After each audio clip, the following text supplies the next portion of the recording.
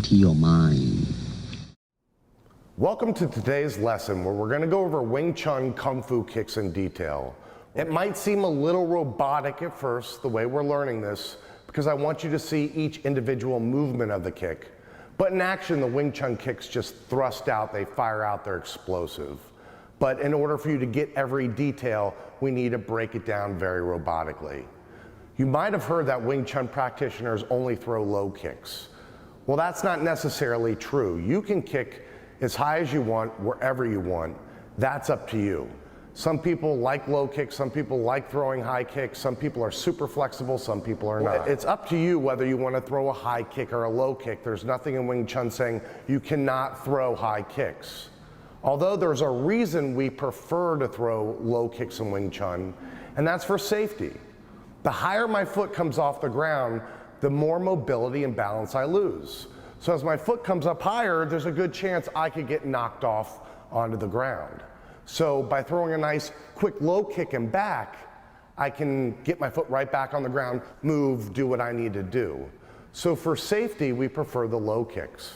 As well, low kicks can be very devastating to the legs and stop your attacker in his tracks and give you a good chance to get away. So there's a lot of combative reasons we like low kicks as well.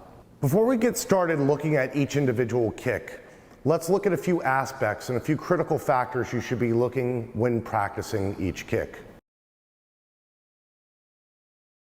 For one, when you practice, you're going to start in your neutral stance for now, and you're going to keep your hands up. So that's the first factor. When you throw your kick, here, keep those hands up. Never kick and pull your hands back. You're leaving yourself exposed. Each kick that we're going to go over has a chamber mechanism. This chamber is like cocking the hammer of a gun. It's kind of what gives the kick some of its power, some of its thrust.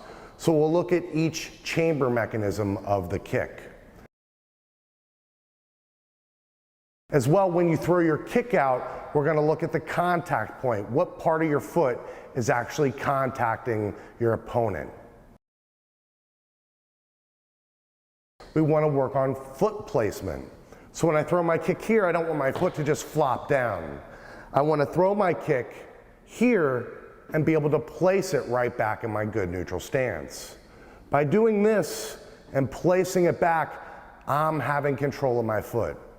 In a fight, I want to be able to have control. When I throw a kick, if I have to put my foot anywhere, I want to be able to have that full control. So by practicing throwing your front kick and returning to your good right neutral or left neutral stance, you're going to be practicing that good foot control. Don't as well let your foot just flop down, place it down with control in case you need to place it back up and kick right away. So those are 4 things you want to observe while practicing your front kicks or side kick or round kick. Keeping your hands up, looking at the chamber mechanism of each kick, understanding the contact point of each kick, and as well, you're going to want to make sure you have that good foot control and placement. Excellent. Thank you.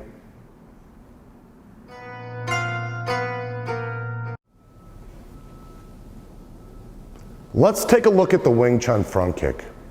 I'm going to go ahead and start in a right neutral stance, and you can practice diligently from both sides, but I'm starting in a right neutral stance, center away, hands straight out the central line.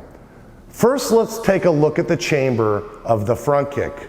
The knee comes just straight up, straight down. If you want to practice your chamber, you can simply lift your knee straight up, straight down. From a side view, you'll see my knee comes straight up and then I place it straight down. Chamber comes up and then I can place it down. The key is with this chamber, when your knee comes right out that central line straight up, don't let your foot dangle down. Your foot should be in this motion. So when we're doing our front kick, I chamber up and then my heel fires out. And back. Notice also the shifting of the weight here. What I'm doing is I'm shifting, sinking my weight onto this foot. Everything's sinking down for balance. What I suggest people to do if you're having a hard time with your kick is work on just that balance mechanism. You can keep your hands down if you need to. Practice shifting your weight over and just picking your chamber up and then coming right down. And then you can work on shifting over, getting your foot up, kicking out, and then coming back down. Take it as slow as you can, but focus on the weight placement here. When I'm kicking here, my leg on the ground is still slightly bent. Here, as I kick, and my hands come straight back. From a side view, you'll notice I shift my weight over, kick out, and return. Shift my weight over, chamber comes up, heel fires out, and return. Here. Shift, chamber up, heel out, return. Good right neutral stance. So when kicking with the front kick, you're going to keep your hands up, your chamber's going to come straight up the middle, and you're going to fire out with the heel. You're never going to want to do your front kick like a flick. Our leg doesn't just flick like that. You're going to be missing all the power. As well, we're not trying to keep you away with the ball of our foot. We're utilizing that heel. If I told everybody right now, grab a Coke can of any soda, put it on the ground, and crush it with your foot, I guarantee every person's gonna pick their foot up and stomp straight down as hard as they can with their heel. Nobody is gonna use their ball of their foot or the side edge of their foot. It's not the strongest part of your foot. That's why we don't walk like this. That's why we walk heel to toe, the strongest part of our foot. So with the front kick, picture a Coke can right here on your opponent. You're crushing that can through them all the way as the kick goes out. It's a stomp. Just as you'd stomp that can, look at the chamber here, it's just happening in that direction and back. Another thing with the kick, you're not shifting over and kicking here, rooted and back. Although you're rooted, you're getting your hip to thrust out of that kick. So when it comes, it's coming out at the hip.